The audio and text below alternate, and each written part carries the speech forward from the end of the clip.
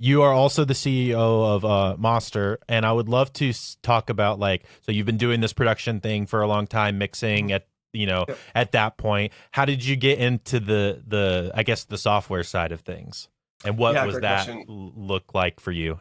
Yeah, so as I mentioned earlier, like I come from a computer science background. I I dropped out of Berkeley to do computer science, right? Hmm. And so I've loved music. I've always loved tech.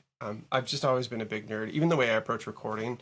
like right when I came into recording was like right when people were like, "What kind of console are you going to get?" And I was like, "I'm not going to get a console." Yeah, Right? Yeah. And people were like, "But how are you going to record?" And I was like, yeah, "With software." yeah, yeah, yeah, Yeah.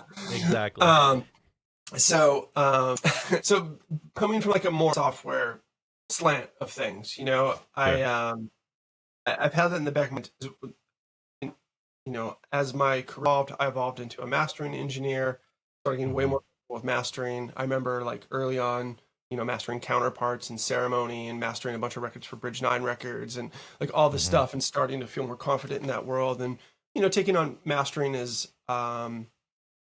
something I took pretty seriously. I really it's just like how my brain works. I was really like, what am I really like doing here? Like you know what I mean? Like when I think Hmm. about it, when I break down like what am I doing?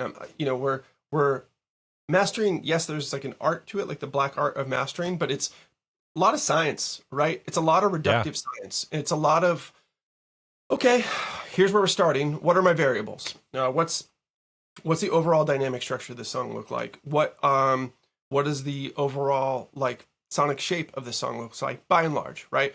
Hmm. In where and then like where is it important to look for these things primarily, right? Hmm. Because if we understand general song structure, then we understand that like the more full frequency moments are often in the denser parts, which are going to be probably the choruses, that type of stuff, where kind of everything hits. And that's where like we culminate Hmm. all the different elements and aspects of a song. So as mastering engineers, a lot of times we're solving for a lot of our solving is for that part of the song. It's not to say we won't automate different spots and like whatever, but like the big equation can be for that part, and because that's where we need to know what's peak what's maximum peak volume, what's maximum Hmm. average volume, in RMS terms, and so we just without nerding out too hard for your audience here. I'm sure this is the right audience to Oh nerd out. yeah, it is. But like um, we are we're just gathering Hmm. data. And so I was thinking like as human beings, like that's like what we're doing, right? And so and then here's like what happens, right? You like solve for a big chorus, and then the verse, right, is like a lo-fi tight hi-hat Hmm. verse, like classic explodes into the thing. And a lot of times you don't you don't want to solve for the micro moment, right? You want to let the mix, the autonomy of the mix, not be basically bastardized by the mastering. And you don't Hmm. want to like, you know, horrendously like contort every Hmm. part of the song to fit some sort of mold. You are making the song pleasant on all possible playback devices is sort of like what we're really trying to do. Hmm. And then there's the positive aspects if you do it well that come from that. Like the snare sits a little better, and Hmm. like you know what I mean. The hi hat isn't as annoying, and like there's just like all kinds of stuff that The happen. vocals push back into the mix a little bit Yeah, more. The exactly. Like guitars feel wider, stuff like that. Yeah. all of that. Yeah, like all of that stuff. And so after shit over a decade of mastering, just I was like, what am I doing? So I I started to think to myself like, could I write a program just locally? I'm just fucking curious. Can I write something that can do this? Or like every mastering engineer is different. Every Hmm. mastering software is different. Even if you're using AI to master, you're imparting well, if you use mine, you're imparting my preferences, right? Like Hmm. it's my brain, right? It's Yeah. like I'm quality controlling all of our tolerances for all of our code, right? So Yeah. like I was like, so no, there's an unlimited different amount of ways we can have a great master, right? Hmm. Like different little on the spectrum variations of gray, whatever you want to call it, right? Yeah. Right. Yeah. That a song can be mastered well. That's why you could go to Ted Jensen, you could go to Mike Kalasian, you know what I Hmm. mean? You could go to whoever, right? Yep. what's again, the West Side guy, Yeah. right? You go, yeah, right, Alan. And like all three masters are different. All three masters are great, right? Yeah. So I was like, okay, so there is not one solution here, but there's definitely a difference between this is a good master and this master sucks, Yes. right? And so I was like, can I make something that makes good masters? So I really nerdy. I built something local. It wasn't in the cloud yet. It wasn't. It was just on my machine, and I would get mastering work in. And for about a 6-month period or so, I was tweaking it, and I was using my mastering clients as guinea pigs, and I would master the record like normal. Like, I don't know, for the people behind me, you can see. I don't know how much you can see behind me. I got very Muse, and I got whatever, like everything you'd want, right? So I was mastering like normal, but I would also say, hey, I made 2, and like, let me know if you have a preference. The software started winning, like not maybe like half the time, and I was like, wow, fuck, like, yeah, that's good. It works, Yeah, damn. Yeah, right. Like this is like a double blind, like, non-biased thing. Like this works. So I was like, okay. And then I remember like talking to my wife about it, and I was like, do I make this like a product? I was like, it'd probably be really helpful for people. I love it. I get hit up all the time. People are like, hey, just so you know, like, we use this for our real record. That's like has hundreds of thousands of streams on Spotify. Like we used it, and like that's the master, and it feels so cool to hear that. And I used it. I used it for one, and it broke 500,000 the other day. So really, and it was a hip hop pop kind of deal. So like, love to hear it. Like not your genre really. Normally, like people, I wouldn't think of you as that type of person, totally. But it just worked. That's so awesome, dude. Yeah. I love hearing that. Think about that. Like, I made something in conjunction. We'll get to Joe, my partner in the company, in a second too. But I made something, and like just from your efforts alone, 500,000 people. Yeah, you know what I mean. Like, are hearing it. It's just so sick.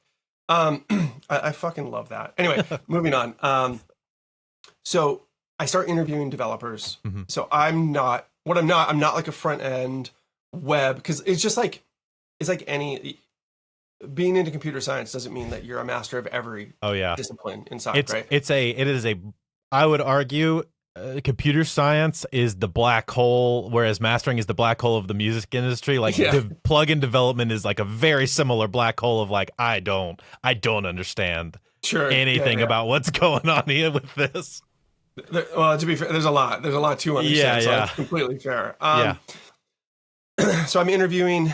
I even almost hire like a particular developer, and then I wasn't feeling perfect about how that one was going, and I think I was on like my 14th, 15th interview. I talked to this guy who I just got referred through Facebook, and his name's Joe, and he's like, we're on the phone. I'm talking through how I think it should work, and we're talking through like some sort of like napkin math versions of like the technical aspects of like, how we think we would sort of deploy the strategy to like bring this to market. And I told him my whole spiel, and he was just like, so that would work, but it's a bad way to do it. And I was like, oh yeah? And he's like, yeah, you're going to want to, and it was just like, boom, boom, boom, boom, boom. Yeah. And I was like, it made everything make way more sense than you could have possibly dreamt of. Yeah. Yeah. Where I was like, oh, you can like do that. And he's like, uh-huh. And I was like, well, we should do that. Yeah. Yeah. Way more optimized. Yeah. Yeah, totally. And so anyway, his name is Joe Tagliaferro. He's he's now the co-owner of the company, co-founder of really a co-founder of what the company really is.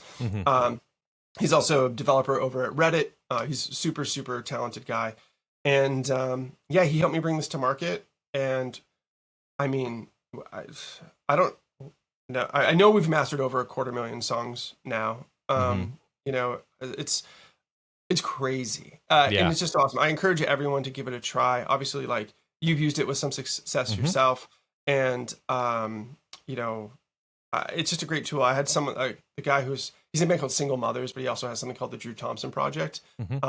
And he hit me up and he was just like, dude, it's just such a great tool for someone like me who's like a lot, I think, right? We're in the home studio hangout, right? Yeah. Or whatever this is. So it's like a lot of people are creating at home, but just like you said, like mastering is sort of like this black hole, dark art. Yeah. And it's not that interesting to a lot of people. It's like, yeah, it's like, I want to put reverb on my vocals and I want to add backing harmonies and I want to write the best fucking chorus of all time. Yeah. I don't want to learn how to master. Yeah. You know? They people barely want to learn how to mix. Right. Nonetheless, the next step. So yeah, so it's been great, man. It's up and running and we're working on it all the time. So like we quietly launched that song that you were talking about. When did you use the platform for that one? I can tell you in 2 seconds. That song has 790,000 streams. June 26th, 2019. Okay, cool. Awesome. Yeah. That's great, dude. Well, that's so cool to hear. Every song from that year for me ran through Master. So that's awesome. So yeah, it was a big, that specifically that artist, a lot of his songs were through that as well. He was a big fan of using that year. Yeah. It's so cool to hear that from you because it's like, we know this stuff is quietly going on. Like, we're like, well, at any given point, like our AI's mastering stuff. Like it's definitely mastering music as we're having this conversation. Being used, it's being used. Yeah. But we don't for data reasons and we don't have the time. Like we don't know. Sure. But yeah, like that song has like what did you say, over 700,000? Yeah, 790,000. Yeah. Yeah, that'll be 1 million before you know it. It's amazing. Yeah, exactly. Yeah. So no, it's super. It is. I would agree. Like I think anybody who's listening to this right now should go check it out. And I know you do like that. You have like the thing where you can test and run it through it and A/B it and all that kind of stuff. And like try it out. It's super sick. I love using it for and like I love using it for. I have artists that I use it for, and they love it, and so we kind of just use it on that. And yeah. And I think everybody should check it out, especially in the home studio space, because we're not optimized for mastering in our spaces. Totally. We're in cubes. Yeah, you know what I mean? Right. Yeah. You're in the worst design. Yeah, exactly. Like, I am in cubes. Exactly. I am in a literal square right now. Right, and it is not great for I fight a lot of stuff whenever I have to get mixes across.